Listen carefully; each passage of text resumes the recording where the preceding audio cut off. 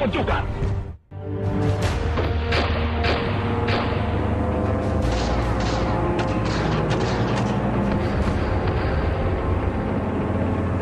Pertempuran Surabaya merupakan peristiwa sejarah penting bagi bangsa Indonesia.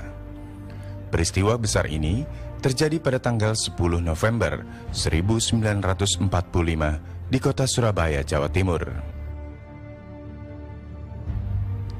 Pertempuran ini adalah perang pertama terbesar pasukan Indonesia dengan pasukan asing setelah proklamasi kemerdekaan 17 Agustus 1945.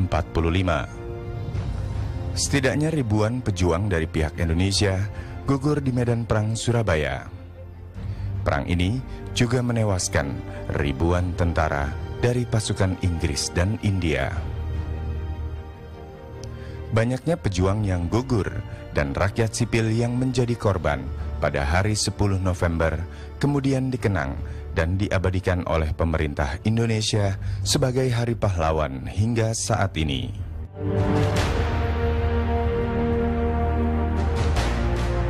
Perang 10 November 1945 memang menjadi sejarah penting dalam revolusi nasional Indonesia.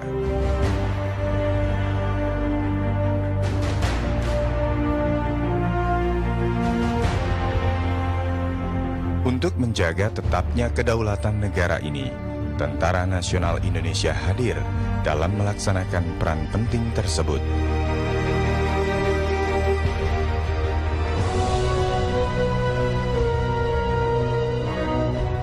Salah satunya adalah Adik Kusnadi.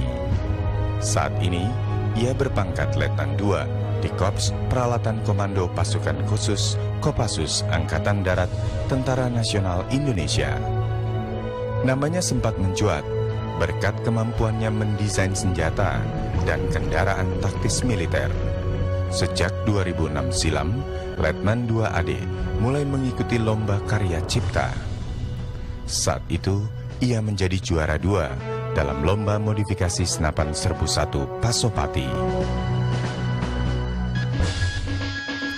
Terinspirasi dari pengalamannya bertugas, Letnan II AD merancang sendiri senapan serbu model baru.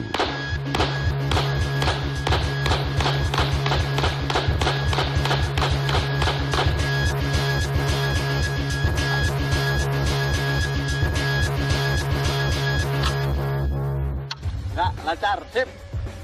Nah, ini salah satu contoh konsep senapan serbu modern. Di mana senapan serbu modern ini senapan serbu yang mampu memenuhi segala kepentingan taktis di lapangan. Seiring berjalannya waktu, pertempuran ini memiliki frekuensi dan tingkat yang lebih tinggi, di mana seorang prajurit pasukan khusus harus dapat bertempur secara cepat, tepat, dan cermat dalam situasi apapun. Situasi pertempuran bisa berubah, kadang di hutan, kemudian bisa masuk ke perkampungan atau ke pemukiman padat.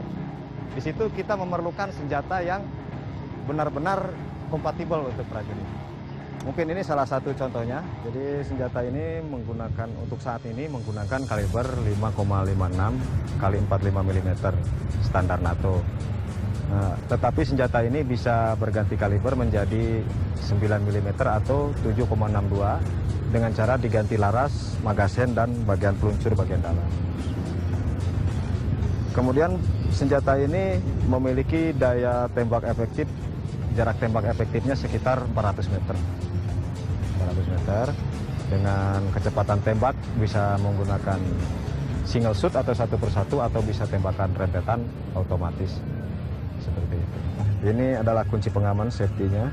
Ini posisi safe, jadi tidak bisa ditembakkan. Kemudian ini untuk penembakan satu persatu. Dan ini untuk penembakan mode otomatis. Jadi kalau posisi di F ini, tembakannya akan merentet sampai habis amunisi. Kemudian ini pal penahan magazen, jadi melepas magazen menggunakan pal pengunci AK-47. Karena ini bisa menggunakan magazen AK-47 juga pada saat menggunakan kaliber 7,62. Kemudian cara menegangkan senjatanya seperti ini. Ini untuk periksa senjata, memeriksa senjata dalam keadaan kosong. Seperti itu. Kemudian apabila mau dioperasikan, ini senjata sudah keadaan terisi. Kalau sudah ada magasin, keadaannya terisi dan siap untuk ditembakkan. Saat ini, Letnan 2AD telah menyelesaikan pembuatan senapan serbu tipe SCAR. Senjata buatan Letnan 2AD Kusnadi ini memang belum diproduksi secara massal. Namun, beberapa negara dikabarkan berminat dengan desain senjata buatannya tersebut. Nah, itu benar, pernah diberitakan, tetapi bagi saya NKRI harga mati. Walaupun apa yang terjadi, saya akan tetap tinggal di Indonesia. Saya tidak akan mengabdi untuk negara manapun, kecuali Indonesia. Iya, betul. 50.000 euro. Tetapi bagi saya, kejayaan bangsa ini lebih utama.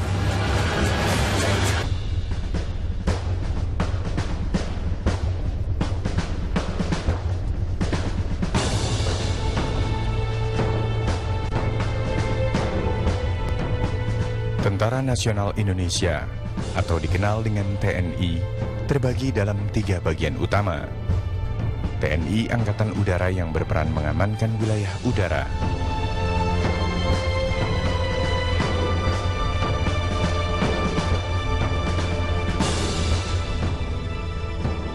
TNI Angkatan Laut yang bertugas menjaga perairan NKRI.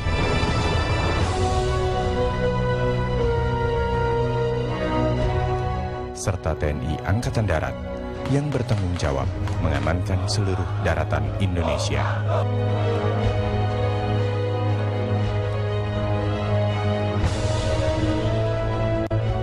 Profesionalisme TNI saat ini tengah dikedepankan. Perbaikan segala alat utama sistem persenjataan telah dilakukan. Begitupun dengan kemampuan segenap personil TNI.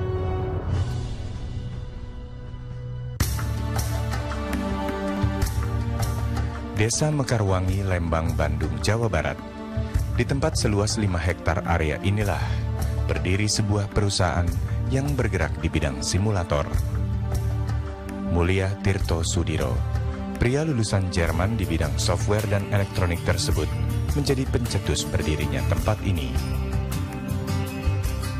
Ia juga pernah mengabdi selama 22 tahun di industri pesawat terbang Nusantara yang sekarang dikenal dengan PTDI.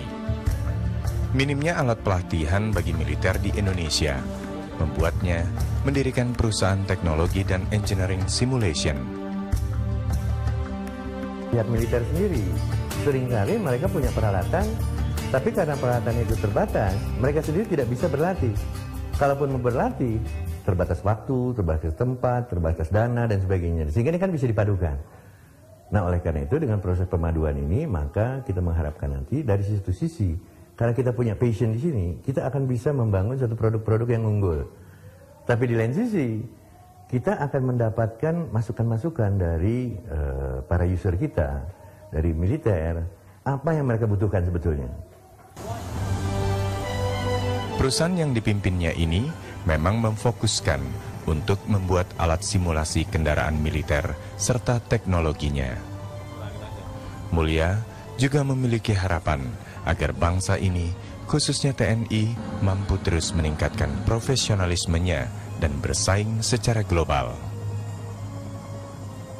Waktu kita membangun dengan infrastruktur, dengan human and industrial resource yang sudah kita bangun saat ini, cita-cita kita satu, bahwa kita tidak boleh fight, tidak boleh bertarung dengan pemain lokal. Kita harus bertarung dengan pemain dunia. Kita harus membangun sesuatu yang biasanya itu dibeli dari dunia global. Nah, sekarang itu kita tahu bahwa produk militer itu adalah produk yang pasti akan dibeli alutsista tersebut dari dunia luar. Nah, untuk pelatihannya kita bisa membangun. Kenapa? Karena boleh produk itu produk dari luar, tapi doktrin militernya itu pasti doktrin militer yang dimiliki oleh TNI. Insya Allah kita akan bisa berdikari, bisa mandiri di bidang pelatihan-pelatihan untuk melatih kesemaptaan dan melatih katakanlah menjadi perwira-perwira tempur atau petempur-petempur yang memang sesuai dengan kata doktrin militer secara profesional di Indonesia. Terdapat beberapa jenis peralatan simulasi yang diproduksi perusahaan ini, mulai dari flight simulator, tank simulator, bahkan simulasi strategi perang ada di tempat ini. Ya, memang ada beberapa level simulator. Jadi simulator ini ada yang level rendah ataupun level tinggi. Kalau yang sudah level tinggi, yang sudah istilahnya full flight simulator atau full mission simulator, itu sudah harus 100% replika dari pesawat yang sesungguhnya. Kemudian modelnya juga akurasinya harus 100%. Jadi istilah kita ada yang namanya fidelity dari simulator itu harus 100%. Nah, itu sama persis. Jadi tidak ada deviasi sedikit pun, termasuk dari detail-detail dari instrumen itu sama persis. Inilah salah satu simulator yang nantinya digunakan bagi para penerbang, khususnya pilot pesawat F-16 buatan Amerika. Alat ini akan bekerja seperti layaknya pesawat asli. Diharapkan dengan alat ini nantinya kemampuan para penerbang TNI dapat menjadi lebih baik dan terlatih. Penggunaan alat simulasi ini tidak hanya dapat meningkatkan kemampuan individual. Terlebih lagi, alat ini juga dapat menghemat anggaran yang akan dikeluarkan guna melatih setiap prajurit TNI. Ya, ini yang sebenarnya menjadi satu tren sekarang, bahwa penggunaan simulator ini justru akan atau sangat bermanfaat dari aspek ekonomi. Karena apa? Karena dalam operasi simulator itu sangat murah. Ada beberapa training, syarat-syarat training yang harus efektif adalah harus murah, kemudian fleksibel, kemudian aman. Ini syarat-syarat utama dalam melakukan pelatihan.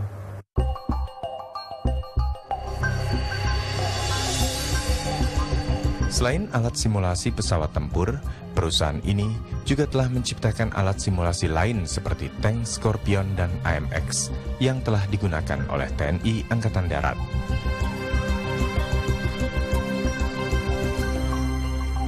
Bahkan tak hanya di Indonesia, negara tetangga Malaysia juga telah menggunakan alat simulasi karya anak bangsa ini. Yang pertama adalah di Malaysia, ada beberapa simulator yang ada di sana, salah satunya adalah Hawk Simulator, kemudian ACV itu adalah tank simulator, kemudian juga ada fixed wing simulator. Nah, kemudian setelah itu kami masuk di Indonesia, customer kami yang pertama adalah TNI AU. Kami mendeliver juga beberapa bulan yang lalu adalah Hawk Simulator 209. Kemudian paralel dengan program Hawk, kami juga menyelesaikan satu program untuk TNI AD, yaitu Bell 412 Simulator.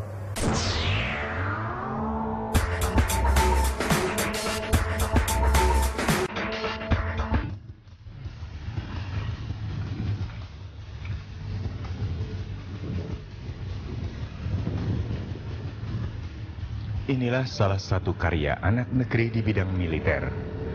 Kendaraan intai tempur Komodo namanya. Kecil, lincah dan tangguh. Begitulah kendaraan ini sengaja diciptakan oleh desainernya.